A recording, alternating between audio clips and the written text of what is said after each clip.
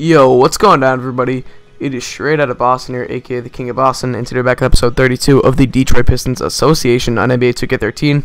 And today we're back with the 2014 offseason, entering year 3, of course. At the end of year 2, we just came off of a devastating finals loss to the Denver Nuggets in 6 games. So we're going to move on, and I am going to execute the attempt, at least, to try and get Carmelo Anthony.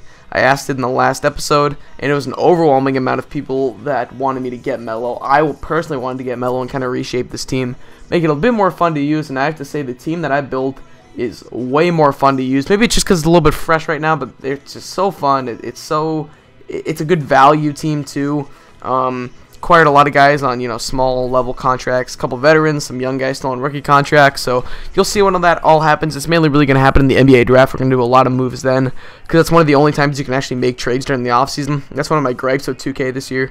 But anyway, you're going to see we end up declining Isaiah Cannon's option, picking up everybody else's, and you can see there Melo did decline his player option, so he has become a free agent. And you can see there are 2 free agents that declined to make Chris Douglas-Roberts a qualifying offer. We're going to skip the pre-draft workouts and go right into the NBA draft. Now, the NBA draft is where it all happens, so you're going to kind of have to follow this, play close attention at least. So you're going to see the first move we're making. We are going to end up dumping Nicholas Batum's contract as well as Harrison Barnes, who's an unhappy player. And we're going to give up the number 2 overall pick from the number 15th overall pick and Thomas Robinson. Now we're going to move on to the next move. I'm going to explain all these moves soon. This one we're trading Greg Monroe in the 15th pick for Jeff Taylor in the 16th pick. That was mainly just to get rid of Monroe's contract. I wasn't looking for too much value out of that. Just wanted to dump salary. Same here with Cody Zeller. I'm dumping his salary and picking up Doug McDermott, who's on a much cheaper contract. Cody Zeller doesn't really fit in our system now either. I like Robinson over Zeller because Robinson's not a scorer. He's really just a rebounder. And Zeller's more of a low post type scorer. So here we're trying to do Urebko and Teletovic for Sullinger. Sullinger's better rebounder, cheaper contract. I didn't want to part ways with Urebko, but his contract was just too big. And you see here, we're going to pick up Lamar Odom for Jeff Taylor, just so we get another big, nice veteran, and it just fits better in our system. We're going to get Aaron Crawford, the 16th overall pick, and Aaron Crawford about 11th overall. I don't know why the game let us do that, but he's going to be my backup point guard. And here with the number 30 overall pick, we're going to end up taking Michael Carter-Williams, the shooting guard out of Syracuse. And then we have about 2 second-round picks, I believe. We're going to take Victor Oladipo out of Indiana. And we have 1 more pick. We're going to end up trading it away for a second-rounder from the Lakers in 2015, just because I didn't really have a need for it. I didn't want to pay the salary for another second-round pick. So here are 3 rookies. We're going to obviously sign all of them. Kraft is on about $2.26 million deal, so that's a little bit much, but it's not too bad. Hopefully he's going to be a solid backup point guard, very good defender.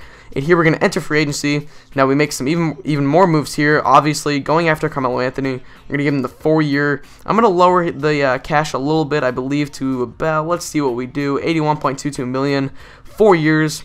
And I wish I could offer him 5, but sadly I could not. So we make that offer. And we're going to end up skipping a few days ahead before we make any other moves, because this is really, obviously, this shapes how the rest of our offseason goes.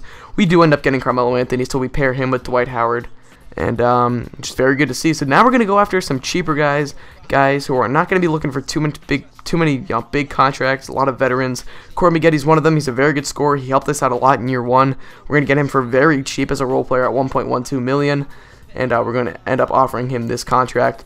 And now we're going to end up making a small offer to Thabo Sefolosha. He's a great defender, lockdown defender, shooting guard who can play small forward at 6'7", 30 years old. Once again, another veteran looking for a cheap deal. And now looking at even more veterans, I'm going to go after Sean Marion, another lockdown defender. He only wanted about a little less than $1 million. We're going to offer him $930K, and I hope that he accepts that. We're sending a lot of these guys with the mid-level exception. And you're going to see Thabo Sefolosha accept our deal, but I'm going to actually decline this because I was banking on us being able to get Sean Marion as our better defender off the bench. You see, we are going to be able to get both him and Maggetti, so I didn't need Thabo Sefolosha. And that's pretty much going to wrap up free agency, so we're going to training camp here. I'm going to send Brandon Knight to untapped potential because he kind of peaked at his 82 overall. I wanted him to get a little bit better if you wanted to be the point guard of the future for this team. Kind of acquire that big 3 with him, Melo, and D12.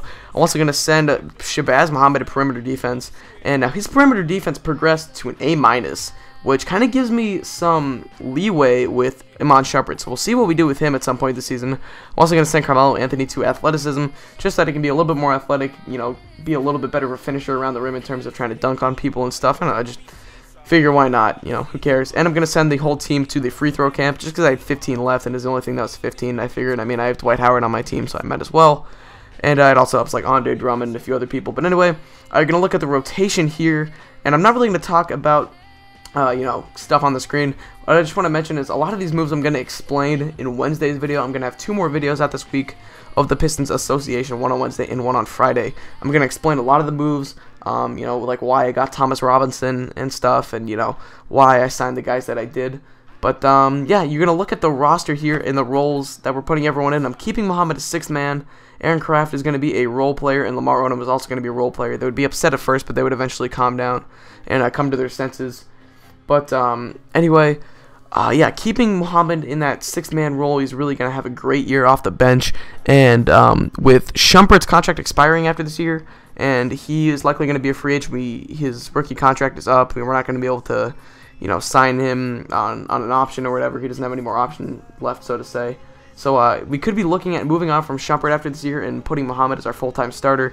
You're going to see I'm going to end up getting the same draft classes that I've used for the last 2 years from this guy, Tick Malk, I don't really know.